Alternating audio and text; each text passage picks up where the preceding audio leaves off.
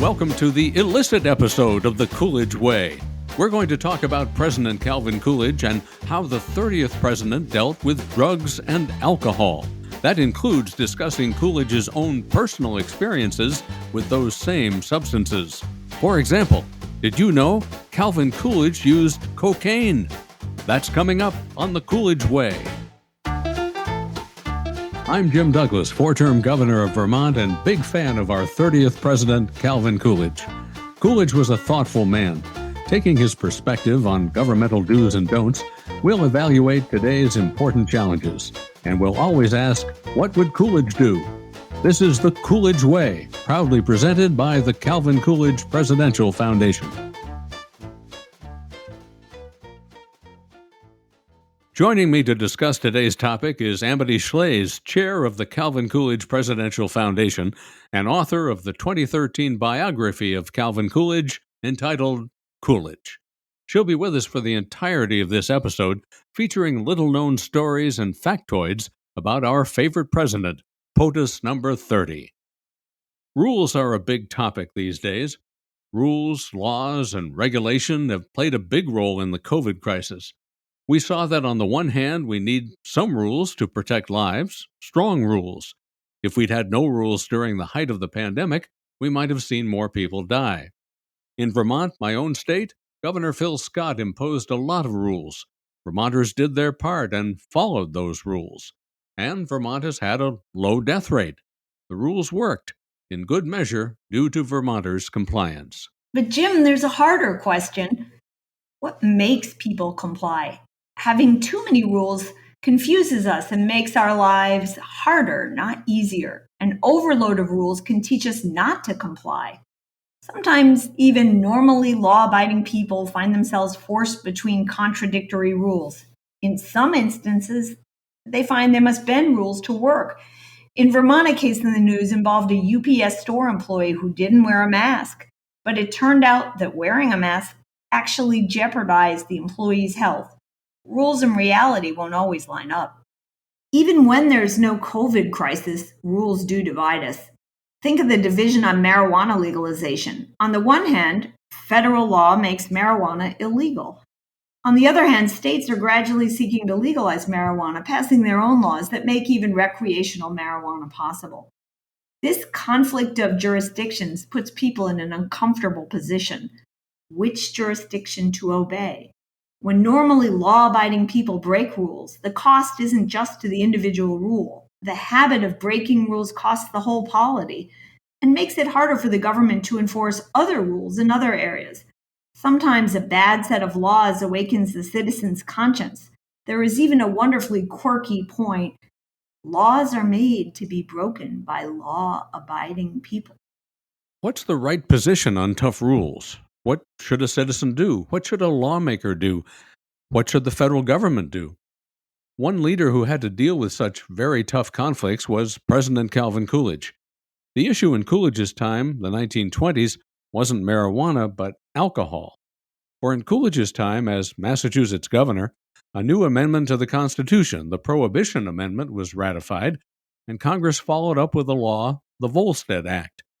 The Volstead Act made the use of alcohol for all but medicinal purposes illegal. It made drinking alcohol in a saloon illegal. In fact, it made saloons illegal. As soon as the Volstead Act went into effect in 1920, people began to rebel. The new law didn't even permit beer or wine. Wasn't this just a way to deal a blow to the working man? That's what they said in Massachusetts, and Coolidge understood. As a young lawyer, he had represented breweries whose very existence was now endangered. Some Americans mounted lawsuits to challenge the Volstead Act. The Supreme Court agreed to review the law. Some state legislatures bridled. The state legislature in Massachusetts, where Coolidge was governor at the time, passed a law making a form of weak beer legal in the Bay State. Coolidge had to decide whether to veto it or not. It was at this moment of conflict that Coolidge made his position clear. If federal law and the American people had decided liquor was illegal, then only the Supreme Court had the right to question that. There was no use in states skirting the law, and until the Supreme Court spoke, weak beer also had to be illegal in the states, even in Massachusetts. Here's Coolidge Foundation student Sam Williams to give us Coolidge's reaction to the Massachusetts weak beer law. There is little satisfaction in attempting to deceive ourselves. Wait until the Supreme Court of the United States talks. My oath was not to take a chance on the Constitution. My oath was to support it. In Washington, as vice president and then president, Coolidge again had to grapple with the prohibition challenge. We don't know whether Coolidge approved of prohibition or not. We hear stories he was not a teetotaler out of conviction. But again, enforcing the law was priority. Coolidge knew the best way he could get Americans to follow their own law was by his own example. There had been rumors that the Harding White House flaunted the law and served alcohol at the White House. Coolidge determined that while he was a public official, there would be no whiskey at the White House. Coolidge himself certainly couldn't drink in public, and didn't. Of course, it was the favorite sport of the press to catch public officials drinking, so Coolidge could make no exception, not even when he was out of the country. The story goes that once, when Coolidge was in Cuba, mischievous reporters placed a cocktail in his proximity. Coolidge wasn't fooled, though. A report from the Associated Press read, "Coolidge ignores Cuba cocktail." The writers were doubtless disappointed that they didn't get a better story about the ascetic Calvin. But this doesn't mean Coolidge didn't resent the hassle of prohibition or have some quirky habits of his own when it came to illicit substances, or that he followed all of our modern rules. We know that Coolidge himself used strange bromides. His doctors gave him a weird treatment for his coughing. After spending some time outside in the winter, the White House doctor would prescribe a pneumonia antitoxin of his own design. He would mix a 2-ounce dose consisting of a little pepsin, a pinch of coloring, and 95% alcohol.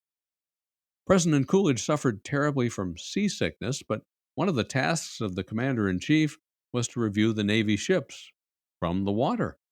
What to do? One nostrum that Coolidge employed for seasickness our laws definitely wouldn't permit today: cocaine. Coolidge had been told by the medicinal types of the 19th century that cocaine drops would alleviate the seasickness. So when Coolidge was reviewing our Navy out on the water, his physician administered cocaine drops in his ear. Enforcing prohibition itself was tough on the entire country, especially the federal government. Officials found they didn't like chasing after citizens and arresting them for what seemed like minimal offenses. Enforcement cost a lot. The Treasury had to police America's coasts. Enterprising merchants made secret delivery to all too eager customers.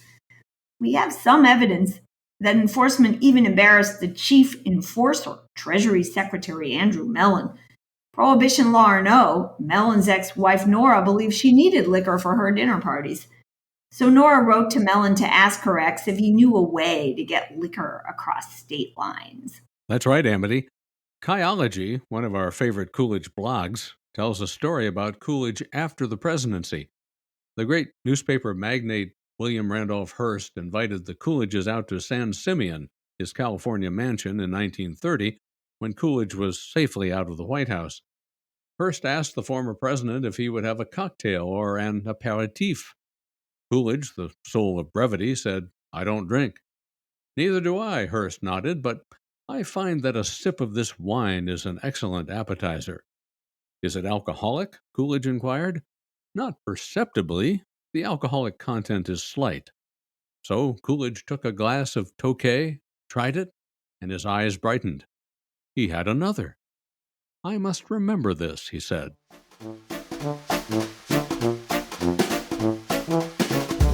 Before we get to Jim's personal experiences dealing with this as governor, we need to take a quick break. It's time for our Calvin Coolidge pop quiz.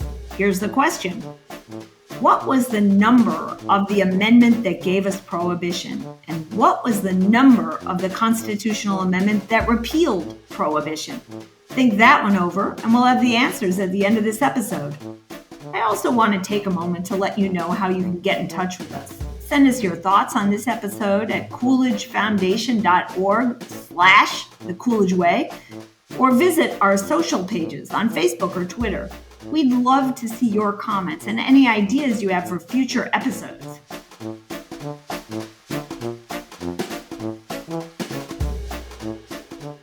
Now, Jim, you've had some firsthand experiences when it comes to the challenges of rules today and the best compromises to make. In fact, you had some of your own experience as governor. Well, when I was governor in the early 2000s, marijuana was also illegal under federal law. But then our legislature passed a law making marijuana legal for medicinal purposes, attempting to get the same loophole that existed for alcohol in Coolidge's day. Now, I like to follow the federal law, and I like to follow the science as we do today with COVID. The expert advice our health commissioner gave me was that medical marijuana was not a great remedy for Vermonters. The law legalizing medical marijuana also looked like a foot in the door for recreational marijuana. And the experts really didn't like that. In addition, law enforcement agencies opposed it for reasons of public safety. I thought about vetoing the bill, but I knew my veto would be overridden. That itself undermines a governor's authority in other areas that are more important for our state. So I struck a compromise. I would not veto if the language in the law was tightened to make it harder to get even medicinal marijuana. It was hard to get marijuana, even for medical purposes in Vermont for a while, but my concerns proved legitimate. Sure enough, Vermont moved toward recreational marijuana. Making rules can be valuable, but you have to know when the rules go too far or when their moment has passed. All material we should think about and talk about when the next challenges come.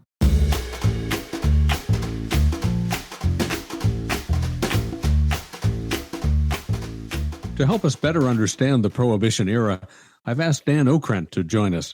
He's the prize-winning author of 6 terrific books, including one that fits today's topic perfectly. It's called Last Call, The Rise and Fall of Prohibition. Dan, thanks so much for joining us here on the Coolidge Way. It's my pleasure, Jim. I guess we should start at the beginning. Tell us why America felt that prohibition was necessary when the amendment was enacted a century or more ago. Well, I guess the first question, I'm going to answer the question with a question. How do we know that America thought it was necessary? By which I mean the political might of the Anti-Saloon League and the Women's Christian Temperance Union was such that they were able to garner the forces for the support of a prohibition amendment without necessarily having a majority or even a near majority of the population as a whole. They were incredibly effective politically. However, they were able to get their energy from the fact that drinking was a major, major problem in the U.S. and had been for more than 100 years.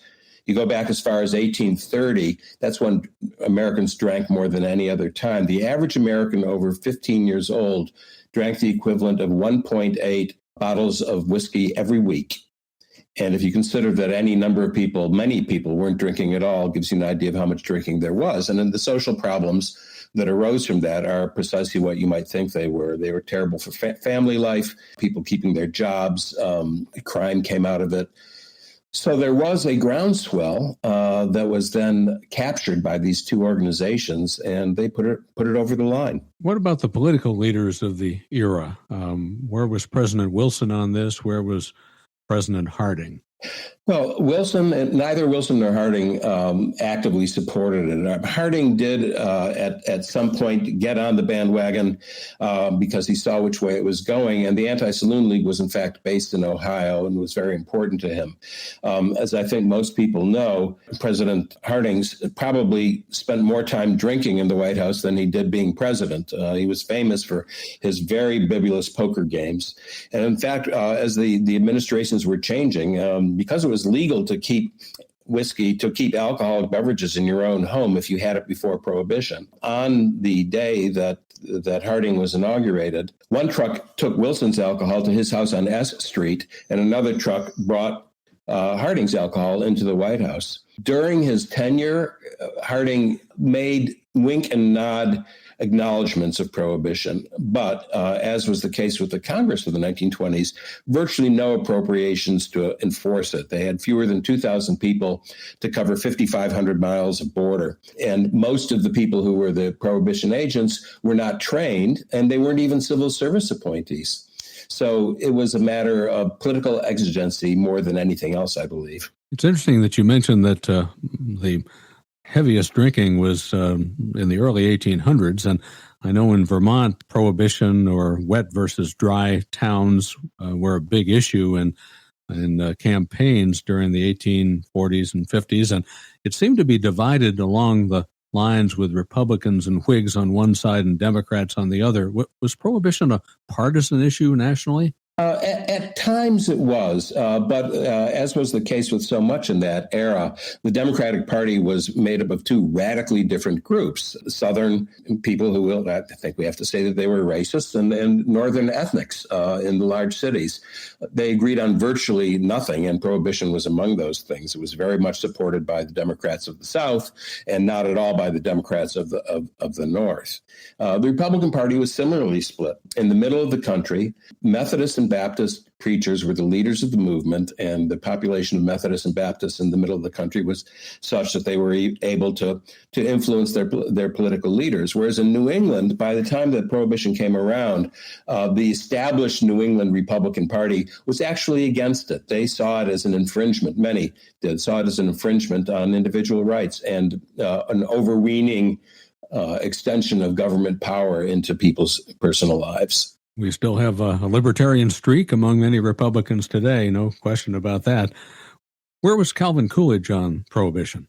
Well, Calvin Coolidge followed the law. He really didn't pay much attention to it, although at one point when the inflow of alcohol from abroad began to come in huge quantities along the Atlantic seaboard and to some degree on the Pacific and the Gulf of Mexico as well. The awareness of the need for a more expansive version of the Coast Guard to try to stop this flow was such that Coolidge did seek an appropriation from Congress. I think it was $14 million, which was quite a lot of money at the time, and certainly a lot of money for the Coolidge administration. And they did beef up the Coast Guard. It didn't work.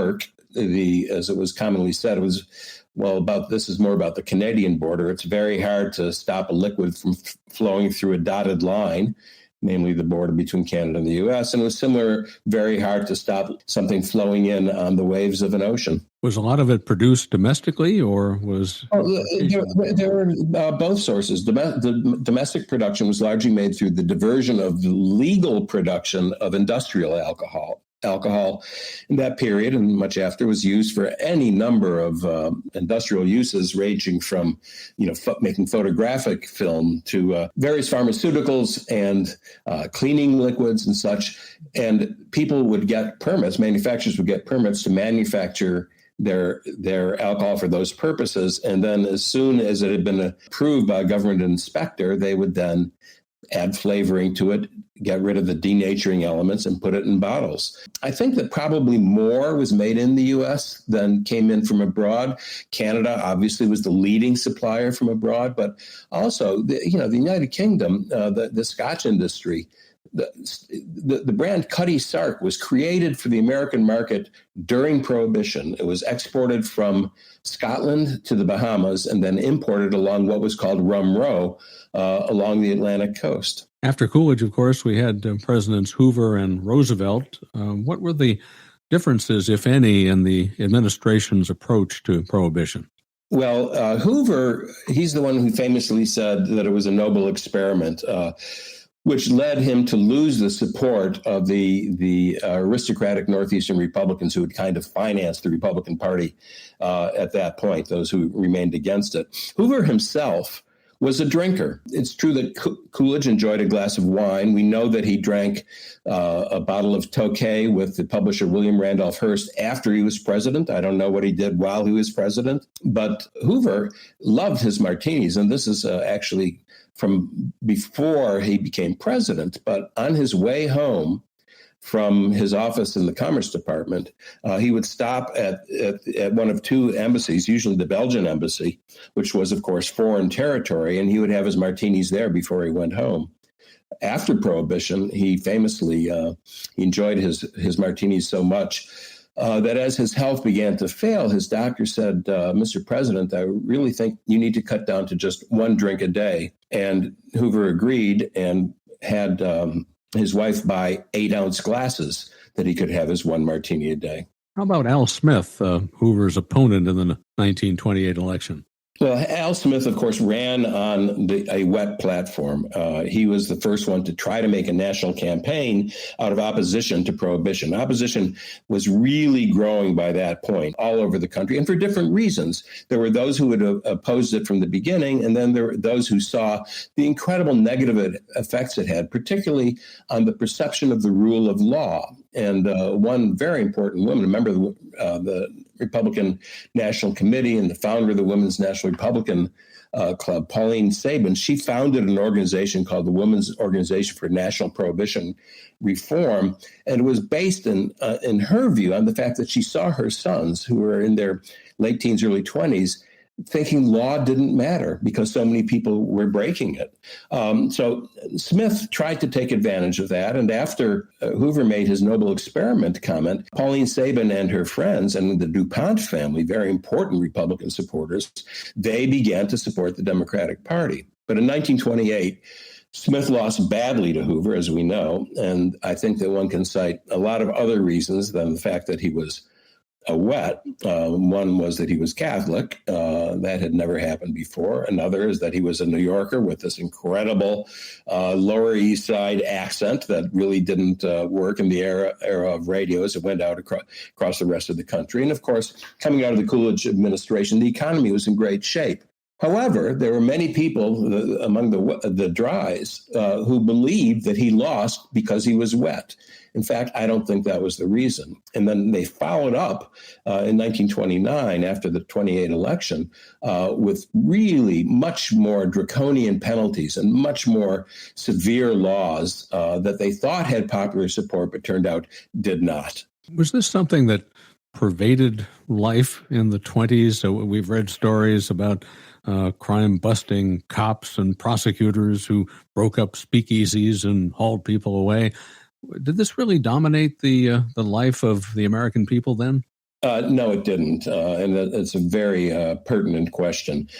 In fact, by 1922, 1923, in any of the major cities on the East Coast or the northern Midwest, and in some California West Coast cities as well, speakeasies operated openly. There were no passwords. There were no secret codes.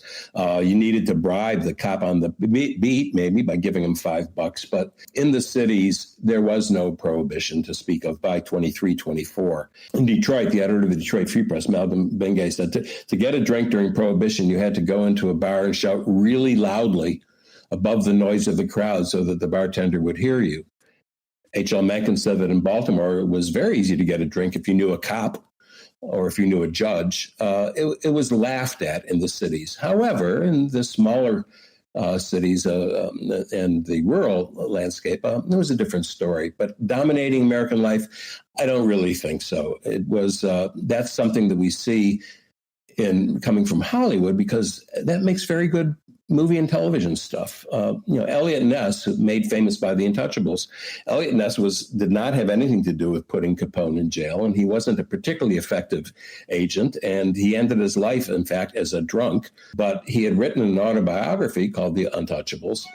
He had a ghostwriter. He died before it was published, and no one really believes that all of his stories told there were true stories. There were stories that were put in by his ghostwriter. Reminds me of that famous quote from Winston Churchill, who said, "History will be kind to me because I intend to write it." Exactly. Well, Dan, tell us about the song "Happy Days Are Here Again." What's its significance? Well, Roosevelt, who had been at a dry as governor of New York, he ran on a Let's End Prohibition platform. Now, obviously, because it was a constitutional amendment, the president had nothing directly to do with stopping the amendment. But the enforcement law, the Volstead Act, which was passed in 1919, that could be changed by congressional and presidential action. And in October of 32, Roosevelt gave a speech calling for the legalization of beer by changing the definition of an alcoholic beverage that was in the Volstead Act. And the presumption was, if he won, that in fact we would begin to see the taps opening up again. And Happy Days Are Here Again was celebrating the return of alcohol to American life, particularly in the cities. Well, Dan, what a wonderful trip down memory lane to learn about the Prohibition era a century or more ago. Thanks so much for your time today. We've been chatting with Dan Okrent, the author of the best-selling book, Last Call, The Rise and Fall of Prohibition. We appreciate your being with us. Thank you very much, Jim.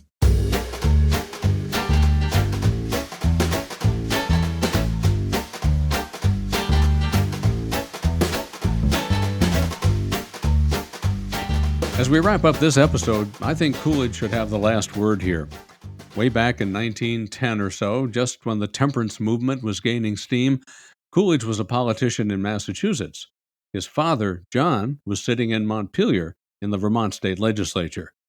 John was grappling with all the issues of the Green Mountain state, and the son actually wrote a piece of advice to his father. It's better to kill a bad law than to pass a good one.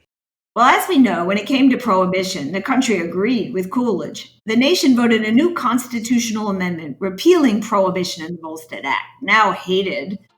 Franklin Roosevelt of New York would go on to win the presidency in 1932. Roosevelt's motto? Happy days are here again. The Coolidge Way is a production of the Calvin Coolidge Presidential Foundation with offices in Plymouth Notch, Vermont and Washington, D.C. Special thanks to Coolidge Foundation student Sam Williams, who read some very important quotes from our 30th president. If you have thoughts, questions, or comments on this episode or any other, please don't hesitate to send me a note at coolidgefoundation.org/The Coolidge Way or on one of our social pages. Earlier in this episode, our Calvin Coolidge Pop Quiz asked you this question. What was the number of the amendment that gave us prohibition? And what was the number of the constitutional amendment that repealed prohibition? The amendment that gave us prohibition in 1919 was the 18th, and a decade and a half later, the amendment that repealed it was the 21st. The way I remember is that these sound like drinking ages, 18 and 21. I'm former Vermont Governor Jim Douglas, along with Coolidge Foundation Chair Amity Schlaze. Thanks for listening, and I hope you'll join us for another episode of The Coolidge Way.